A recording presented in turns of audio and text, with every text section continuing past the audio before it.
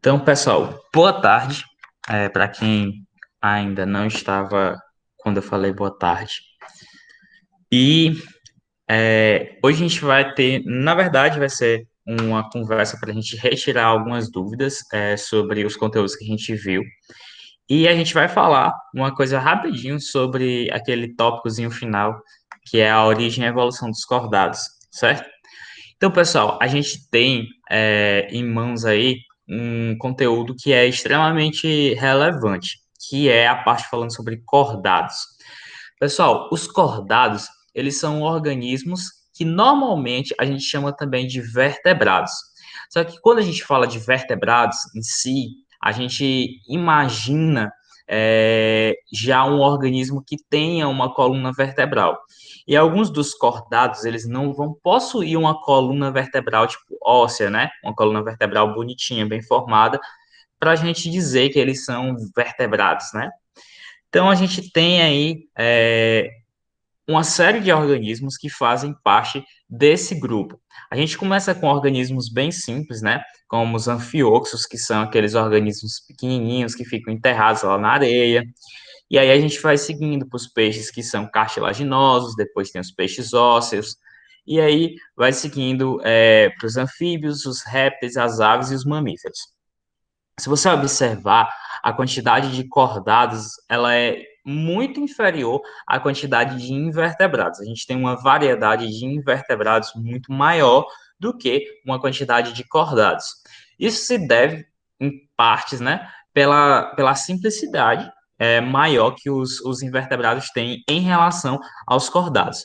Normalmente, os cordados eles vão possuir sistemas bem mais avançados, né? Na verdade, eles vão para sistemas mais complexos. E aí, antes da gente entrar na parte que fala sobre evolução de fato, eu quero que vocês entendam uma coisa. Os cordados, eles não são mais evoluídos do que os invertebrados. Isso não é uma afirmação correta. Então, se você encontrar uma afirmação dizendo que os cordados, eles são mais evoluídos que os invertebrados, essa afirmação está errada. Eles não são mais evoluídos, eles são apenas mais complexos, certo? Em nível evolutivo, ambos que estão vivendo agora, todos os invertebrados e todos os cordados que estão vivendo de forma contemporânea, né? Estão vivendo juntos no mesmo tempo, eles possuem o mesmo nível evolutivo, eles não é um mais evoluído que o outro. Um é mais complexo do que outro. Isso é um fato. Os cordados, eles são mais complexos do que os invertebrados. E assim, a gente ainda coloca umas aspas nessa complexidade. Quando eu falo de complexidade, estou falando de quantidade de sistemas que esse organismo tem disponível para que ele possa sobreviver. Porque os invertebrados, eles têm uma complexidade muito grande. A gente tem sistemas bem trabalhados nos invertebrados. Só que, claro, nos vertebrados ou nos cordados, esses sistemas aí, eles vão ser de uma forma bem mais apurada, né? Por exemplo, a gente tem um sistema circulatório lá nos invertebrados, mas a gente não consegue comparar o sistema, a complexidade de um sistema circulatório de um invertebrado com de um cordado.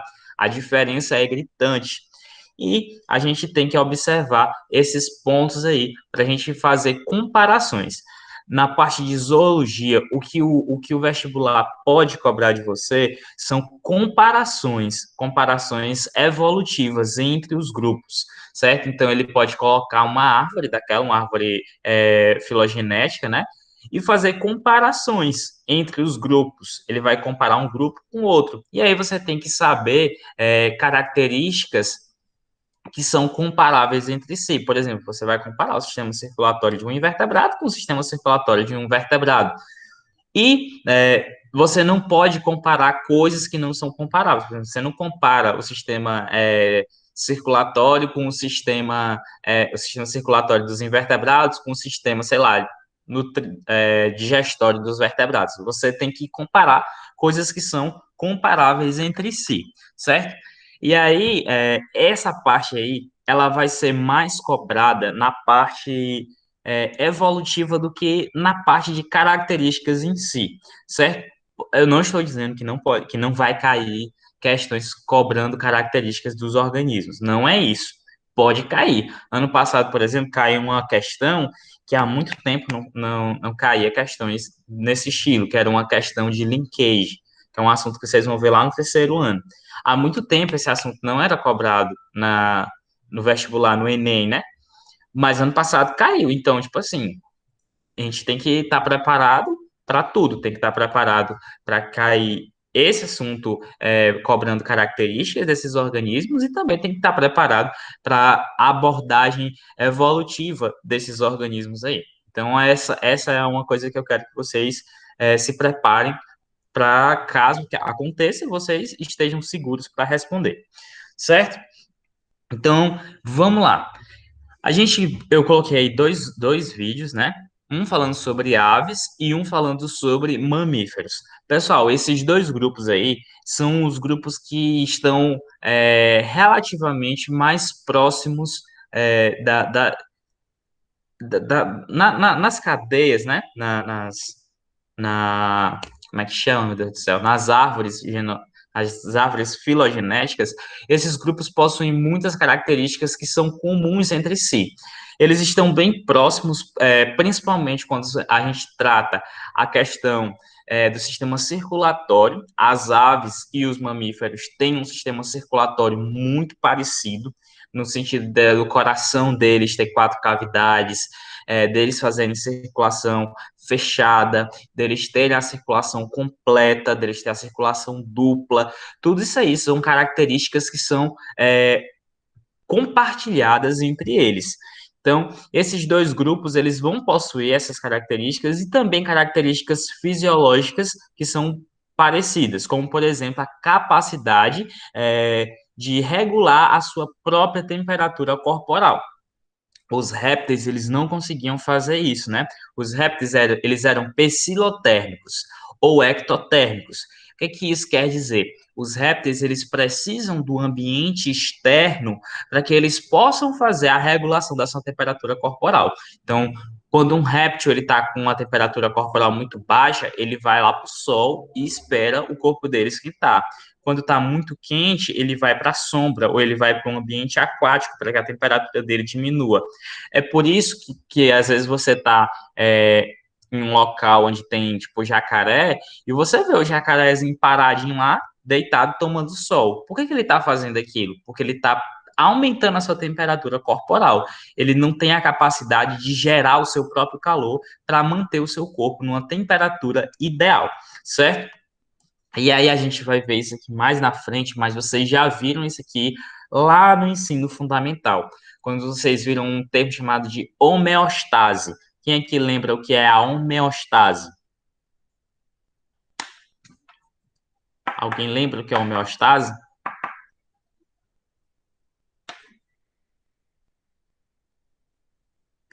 Lembra do nome, mas não lembra o significado. Beleza, vamos lá. Mais alguém? Alguém lembra o que é a homeostase? Luiz Augusto, você lembra o que é a homeostase?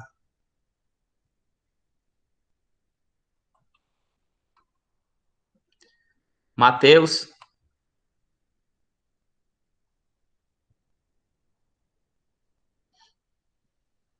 Maria Eduarda, Retiele, Iago. Alguém lembra o que é homeostase? Amanda, Beatriz, Carlos, Laedson. Pessoal, tá na ponta da língua, pois deixa sair, mas não sabe falar o que é. Beleza. Então vamos lá. Homeostase é um estado de equilíbrio dinâmico. Por exemplo, todo mundo aqui já ouviu falar que a temperatura corporal da gente, ela tem que estar entre 36,5 até perto de 37. Todo mundo já ouviu falar disso, né? Aí quando você ultrapassa um pouquinho essa temperatura, você está em estágio febril. Todo mundo lembra disso? Todos lembram dessa parte aqui da temperatura? Beleza. Então, no nosso corpo, a gente tem muitas características que precisam estar equilibradas. Por exemplo, a nossa temperatura é só um exemplo. A temperatura é um dos exemplos que ela precisa estar constante. Outra característica que precisa estar constante é a acidez do nosso corpo. A quantidade de ácido que está no nosso corpo, ela precisa ser constante. Você não pode estar nem muito ácido e nem muito básico. Ela precisa estar numa quantidade ali equilibrada, numa quantidade ideal. Deixa eu ver outra característica. Quantidade de oxigênio. Sabia que o oxigênio ele pode matar a gente? Se você tiver muito oxigênio no seu corpo, ele pode matar você. Então, você também tem que ter uma quantidade é, disponível e ideal de oxigênio no seu corpo. Então, a forma que você tem, você cria diversos mecanismos para equilibrar essas variáveis, né? Então, quando todas essas variáveis estiverem equilibradas, a gente vai dizer que nós estamos em homeostase, que é esse equilíbrio dinâmico. Lógico que você não vai ficar ali constante permanentemente, né? Uma hora ela vai estar um pouquinho acima, uma hora ela vai estar um pouquinho abaixo, mas o seu corpo sempre vai estar trabalhando para ela estar ali, ó, no meio. Então é por isso que a gente fala que é um equilíbrio dinâmico, né? Por quê? Porque ele está se mexendo, ele está ali, ó, variando aos pouquinhos. Então, esse aí é o equilíbrio dinâmico. Então, nosso corpo, ele precisa desse equilíbrio dinâmico. Então, uma das características muito importantes é a homeotermia, que é quando o organismo consegue manter a sua temperatura independente do ambiente externo. Por exemplo, se você está num ambiente muito frio, se você estiver, por exemplo, sem nenhum agasalho, o que é que vai acontecer com o seu corpo? Primeira coisa, seus pelos vão ficar eriçados, né? Eles vão começar a se levantar. Segunda coisa, você vai começar a se tremer, certo? Então, essas duas reações aí são reações para manter a temperatura do seu corpo. Quando seus pelos estão eriçados, o calor ele tem maior dificuldade de encostar na sua pele. Então, você vai manter a sua temperatura por mais tempo. Quando você começa a tremer ou você começa a bater o queixo, para quê? Movimento gera calor. Então, você vai gastar energia para gerar calor. Então, essa característica presente tanto nas aves como nos mamíferos é extremamente importante para o sucesso evolutivo desses dois grupos. Beleza? Então, assim, os mamíferos, a gente geralmente usa muito eles de exemplo. Por quê? Porque a gente é mamífero, né? E aí a gente quer puxar para o nosso lado. Os mamíferos, eles têm características que fizeram do grupo. Peraí, só um minutinho.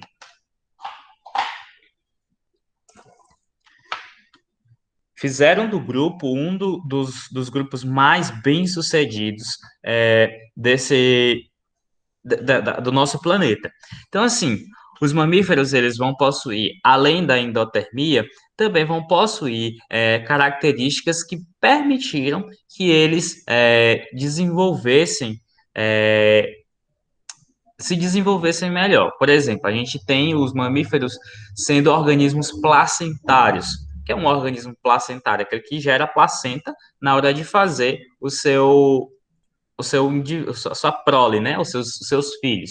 Então, essa forma de reprodução também foi muito importante para os mamíferos e muito importante, inclusive, para os seres humanos. E a gente vai chegar a isso aí um pouquinho mais na frente. A gente vai ver que existiu uma importância muito grande da gente ser um organismo que gera o filho e de uma forma interna, né? Uma forma vivípara.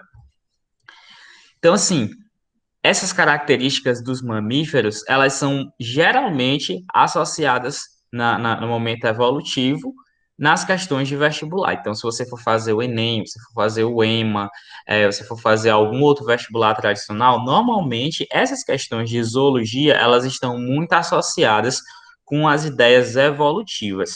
Beleza? Tá, eu vou só pegar bem aqui. Eu quero acompanhar igualzinho, tá? Que aí vocês podem usar de roteiro depois para vocês estudarem em casa.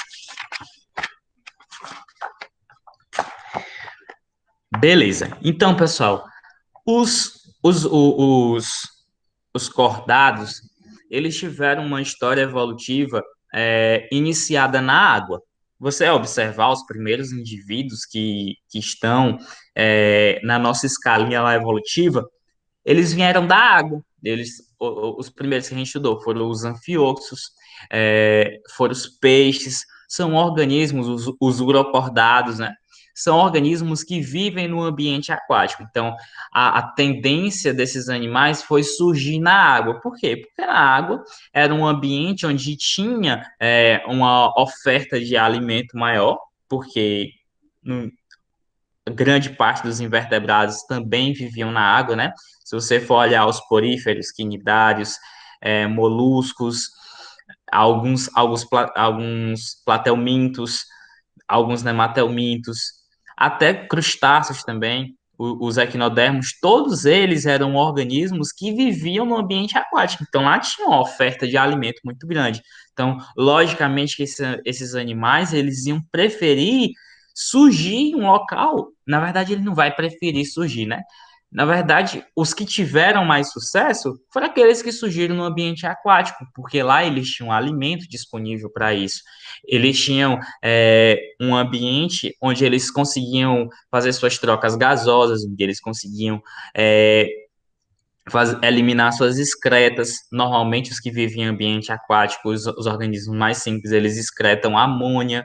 Então, ela é uma coisa muito solúvel em água. Então, eles tinham que eliminar muita água. Então, eles precisavam de um ambiente onde eles pudessem absorver muita água também. Então, assim, se você for observar, a lógica é que eles tenham surgido da água. E as evidências que a gente tem evolutiva, todas elas são surgindo da água. Então, a gente tem aí os organismos que são deuterostomados. Se você lembrar lá do ano passado, a gente tinha dois tipos de organismos. Os organismos que são protostômios e os organismos que são deuterostômios.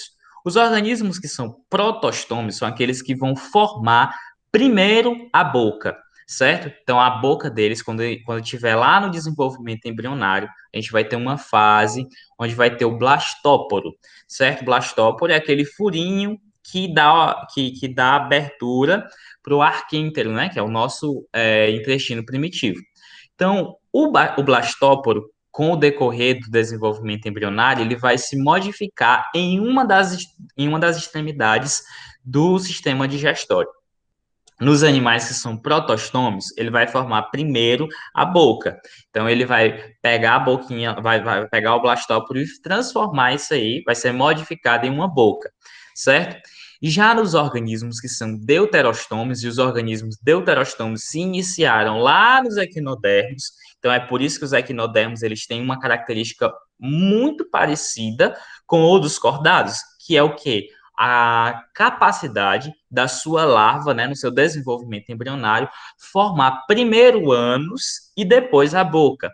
Então, a gente, quando está no desenvolvimento embrionário, forma primeiro o ânus e depois a boca. É por isso que a gente é chamado de organismos deuterostômios. Deuteros quer dizer depois, e estômios quer dizer boca. Então, a gente forma depois a boca. A boca da gente ela é secundária no desenvolvimento embrionário, certo? Então, pessoal, o que acontece? Acredita-se que essa larva, em algum momento, né, essa larva que é livre natante, ela conseguiu adquirir a capacidade de se replicar. Lembre que para ser considerado um ser vivo, a gente tem que ter a capacidade de se replicar. Mas essa larva, ela só conseguia se multiplicar depois que ela passasse do período larval, né?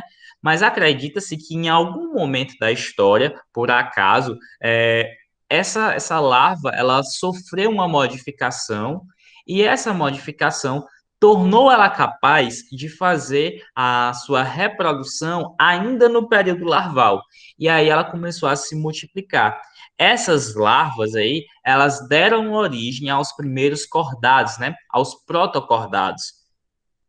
E aí, essas larvas, com o passar do tempo, foram sofrendo diversas modificações, foram acumulando mutações através do processo de seleção natural, deram origem aos peixes cartilaginosos.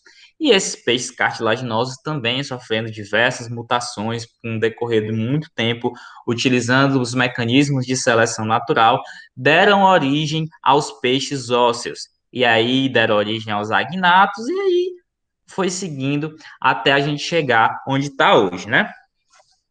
Então, pessoal, a gente tem no, no- lá por volta de uns 450 milhões de anos atrás, 450 mil anos atrás, a gente tem o surgimento da espécie humana. E aí, quando a gente fala do surgimento da espécie humana, nós não estamos falando de seres humanos modernos, como a gente. Aliás, a maioria de nós, né? Seres humanos. Não, não, a gente não está falando desse grupo específico que vive hoje em dia. A gente está falando de hominídeos, certo? Quando eu falar seres humanos, não remeta ao Homo sapiens, remeta aos hominídeos. Existiram diversos hominídeos, diversos gêneros de hominídeos. E esses hominídeos foi que foram surgindo lá, através de acúmulo de mutações que outros organismos que antes viviam, né, foram adquirindo. Então, eles adquiriram essas mutações aí, e quando ele chegou em um nível populacional, a gente pôde separar esses grupos aí em grupos de hominídeos. Se você tiver a oportunidade, tem esse livro aqui, ó. Se tiver espelhada aí a imagem, como está aqui para mim, o nome desse livro é Uma Breve História da Humanidade. O nome é Sapiens, Uma Breve História da Humanidade.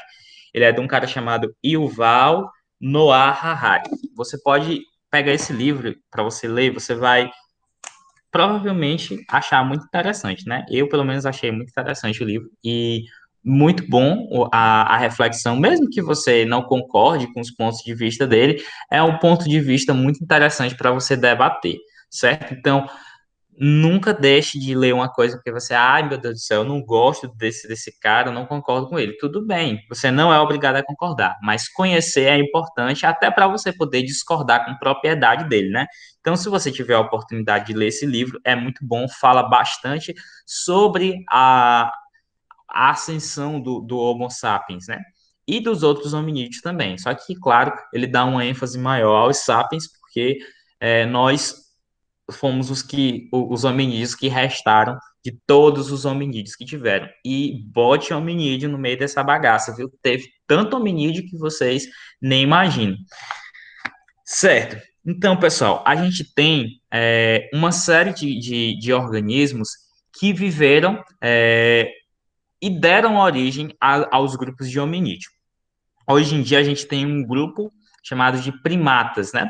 Nós fazemos parte desse grupo de primatas. Nós, cientificamente, somos classificados dentro do grupo dos primatas.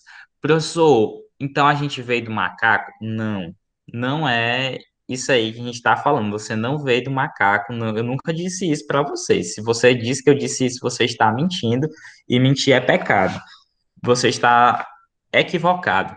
Nós não viemos do macaco. A história remete a um grupo que deu origem tanto aos hominídeos como aos macacos atuais. Então, nunca na sua vida você vai ver o macaco lá no zoológico passar um tempo e virar gente. Por quê? Porque isso não acontece. Ninguém nunca disse isso. Darwin nunca disse isso. Eu nunca disse isso. E se Deus quiser, você nunca vai dizer isso, porque está errado. E não tem nenhum fundamento científico isso. E ninguém vai dizer isso, porque senão eu vou pegar um pedaço de pau e bater na sua cabeça. Porque isso não pode falar, é errado.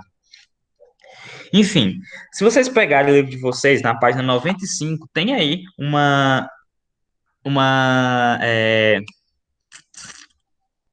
uma árvore filogenética mostrando vários macaquinhos, né? E aí a gente tem o grupo dos prosímios, que são os lêmures, né? E a gente tem outros macacos que são antropóides. Pessoal, eles parecem, têm comportamentos de tipo de humanos, né? tipo, alguns comportamentos parecidos com os dos seres humanos, mas eles não são parentes tão próximos assim dos humanos. Digamos que eles são primos distantes dos humanos, certo? E nós temos os hominídeos. Dentro dos hominídeos, a gente tem alguns grupos que a gente chama de macaco, né? Mas, na verdade, são chimpanzés, eles são gorilas, são orangotangos, né? E esse grupo aí, sim, eles são mais próximos geneticamente da gente. Isso quer dizer que esse macaco, a qualquer momento, pode começar a falar e, e virar gente? Não, isso não quer dizer isso. Eles têm uma semelhança genética muito grande com a gente. A semelhança é gigantesca. Chega, é mais de 90% de semelhança dos orangotangos e dos gorilas e dos chimpanzés com os seres humanos. Eu estou falando de semelhança genética. Lembrando que um gene pode mudar tudo, mas eles têm semelhança. Então, são evidências de que nós compartilhamos em algum momento o nosso DNA com esses animais aí, certo? Então, pessoal, os hominídeos, eles adquiriram algumas características e essas características foi que fizeram com que nós nos diferenciássemos dos outros grupos. Dos outros grupos, por exemplo, de macacos, de gorilas, de chimpanzés, a gente conseguiu essa diferenciação devido a algumas características. E a característica principal, a característica talvez mais importante, foi a nossa capacidade de comunicação. Por exemplo, hoje a gente está aqui fazendo a nossa aula e vocês só estão assistindo essa aula e entendendo o que eu estou falando porque a gente desenvolveu uma capacidade de linguagem, certo? Uma linguagem falada. Nós conseguimos interpretar exatamente o que eu estou falando, né? E assim, em qualquer lugar do mundo, se uma pessoa falar português lá no Japão e eu começar a falar, ela vai entender. Por quê? Porque nós temos uma capacidade linguística e essa capacidade linguística, ela é responsável por criar sociedades. A gente conseguiu criar sociedades, criar vínculos. E esses vínculos que a gente criou, esses vínculos que a gente criou com a nossa própria família, foi responsável por aumentar nossas capacidades cognitivas, né? E aí a gente começou a se diferenciar muito dos outros organismos. E, óbvio, a gente está falando aqui de milhões de anos, né? Mas, assim, a seleção natural foi selecionando aqueles hominídeos que tinham características que melhor se adaptavam ao ambiente, né? Então, a gente tem pessoas que tem diversas características físicas também, né? Cara, a gente foi sofrendo modificações físicas e também modificações genéticas. A gente também foi sofrendo modificações genéticas. Só um minuto, que tem alguém falando aqui. Vou ver se é alguém da aula. Não. A gente também foi sofrendo modificações genéticas. Então, essas modificações aí também contribuíram para que a gente pudesse se manter vivos durante todo esse tempo. Então, ó, características importantes que foram adquiridas ao longo do tempo e outros hominídeos não foram tão bem sucedidos em consegui-las tanto quanto nós. O cérebro muito bem desenvolvido. A gente recebe o nome de Homo sapiens porque a gente pensa, certo? A gente tem pensamento, a gente consegue formular ideias, a gente consegue comunicar essas ideias para outras pessoas é, de forma eficiente. Então, assim, esse cérebro bem desenvolvido é responsável por fazer essa comunicação. O homem existia quando. Não, o homem, o ser humano, seja ele qualquer espécie de hominídeo, ele não é contemporâneo dos dinossauros. Então, os homens e os dinossauros, eles nunca se viram naturalmente, né? Pessoalmente, assim, vivos, os dois vivos, não se viram. Então, quando os dinossauros supostamente foram atingidos por um meteoro, os hominídeos ainda não existiam, certo? Tá. A, a posição da coluna, certo? A posição da coluna é ereta. Tudo bem que nem todos nós temos a coluna ereta. Eu, por exemplo, tenho a coluna torta. Mas a nossa capacidade de ficar em pé, ela é responsável também por uma característica, por um desenvolvimento social da gente, um desenvolvimento biológico também. A gente consegue realizar muito mais atividades com a coluna ereta, né? Vivendo com a coluna ereta, do que se a gente fosse corcunda ou curvado ou fosse quadrúpede, né? A gente tem maior liberdade andando sobre dois pés do que andando com as mãos com as mãos e os pés no chão. A gente seria muito mais limitado de movimentos. Outra característica é o nosso polegar, né? O polegar separado do restante das mãos. Qual é a vantagem disso? A gente consegue manipular ferramentas mais facilmente por causa do nosso polegar, certo? Então, o nosso polegar foi uma característica muito importante que foi adquirida pelos hominídeos e ela permitiu que a gente chegasse onde a gente chegou. Então, percebam que são coisas simples que são adicionadas e elas fazem uma mudança gigantesca na forma que o organismo vive. Então, uma coisa bem simples, como um polegar, ela permitiu, por exemplo, que a gente manipulasse armas, que a gente manipulasse ferramentas para construir casas, para construir armas, para construir, para fazer plantio, para melhorar a caça, enfim, tudo isso aí foi graças ao polegar. Então, uma coisa simples que modificou completamente a nossa forma de vida. E, claro, como eu já falei para vocês, a nossa forma de linguagem. Pessoal, olha como a gente tem uma necessidade social muito grande, uma necessidade de comunicação. A gente consegue falar uma linguagem falada, né? A gente vocaliza, mas, por exemplo, você nasceu surdo, você não aprendeu a falar. Então, o que é que vai acontecer? A gente desenvolveu uma linguagem com as mãos, a gente desenvolveu a linguagem de sinais.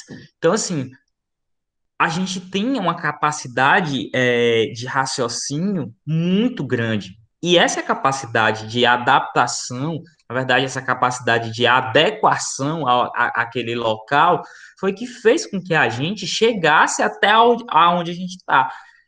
Isso quer dizer que a gente é especial, raro e diferente? Não, a gente nós somos organismos tão evoluídos como qualquer outro que está vivendo agora. E, tipo, por exemplo, uma borboleta, ela não tem capacidade de falar, ela não tem polegar, ela não tem nada, e ela continua viva. E a gente está vivo hoje porque a gente tem essas características. Então, não é que a gente é especial por isso, é que nós conseguimos essas características que fizeram com que a gente sobrevivesse, apesar das dificuldades que o ambiente impôs para a gente. Tá. Então, pessoal, outra coisa que as pessoas sempre falam sobre a evolução é achar que a evolução parou, né? Que a gente está estagnado. Mas a evolução, ela não está parada. Nós, como seres humanos, a gente continua evoluindo, a gente continua mudando. Evoluir é mudar, certo? Evoluir não é, ai meu Deus do céu, evoluir e criar uma asa aqui nas minhas costas. Não é isso. Pode ser isso, mas não é só isso, entendeu? Evoluir é você sofrer uma mudança que lhe dê a um nível populacional uma característica que permita que você viva em um determinado ambiente. Então, assim, a evolução ela pode ser biológica, mas ela também pode ser cultural. Por exemplo, quando você nasceu, que tipo de música era mais tocada? Era um estilo. Quando eu nasci, as músicas que eram mais tocadas é o quê? Era o Tchan, né? Era uma coisa meio swingueira, sei lá o que é aquilo que era o Tchan. Hoje em dia, as músicas mais tocadas são as músicas de sertanejo. Então, assim, ó, você consegue perceber aí uma evolução cultural. Ah, professor, mas eu acho que de swingueira para sertanejo não melhorou, não. Mas evolução não significa melhorar, significa mudar. Então, a gente sofreu uma mudança no gosto geral da população. Adaptar é a mesma coisa de evoluir? Não. Adaptar não é a mesma coisa de evoluir. Adaptação é uma forma que um indivíduo tem de sobreviver, de sobrepujar uma dificuldade. Isso aí é uma adaptação. A evolução ela acontece quando uma população, em geral, consegue sobrepujar essa característica, ou ele consegue uma característica diferente do restante da outra população. Então, a evolução é uma é um evento populacional, é um evento coletivo. A adaptação, ela pode ser um evento individual, certo? Então, a evolução, sempre que você pensa em evolução, você pensa em população. Adaptações, elas podem ser individuais. Então, tipo assim, você pode ter uma adaptação que impeça, por exemplo, que você seja contaminado pelo coronavírus. Você não tem uma proteína que o coronavírus precisa para se ligar à sua célula. Isso aí é uma adaptação sua. Agora, se a gente conseguisse transmitir essa adaptação através, por exemplo, de reprodução ou mutação, todas as pessoas, ou pelo menos uma boa parte da população, conseguisse essa adaptação, a gente poderia começar a considerar isso aí um evento evolutivo, certo? Mas a evolução normalmente ocorre em um período de tempo muito grande. Então, passa assim. é, não é uma coisa que você faz, por exemplo, em 2 anos. Não é exatamente isso. Na verdade, ela demora gerações para que ocorra, várias gerações. Se um vírus lá de zumbi e tu não consegue ser contaminado, é uma adaptação. É uma adaptação, no caso. Você sozinho é uma adaptação. Tá.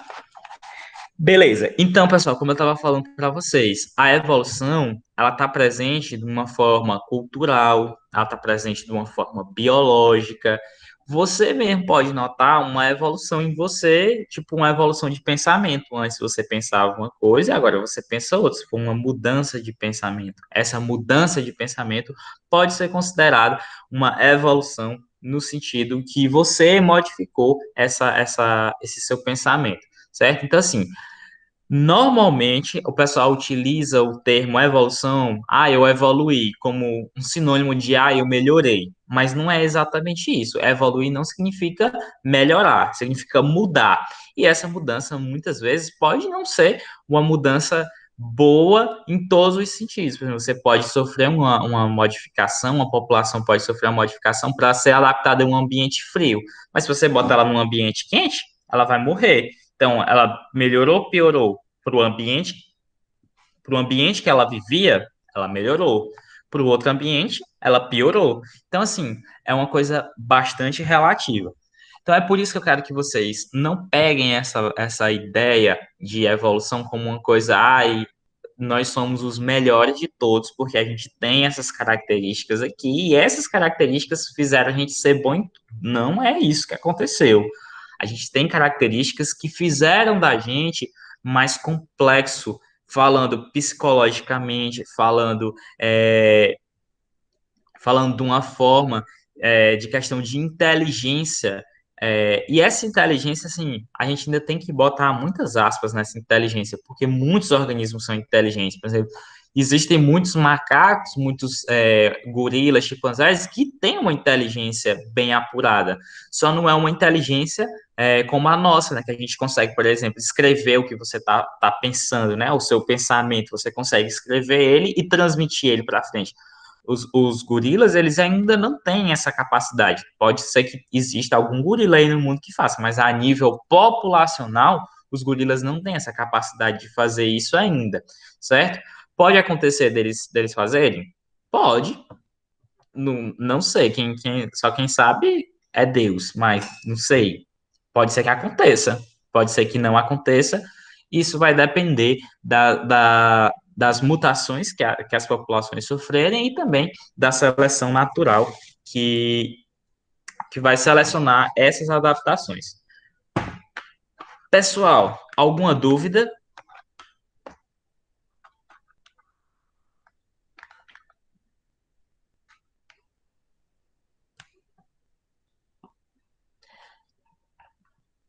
Alguma dúvida? Não?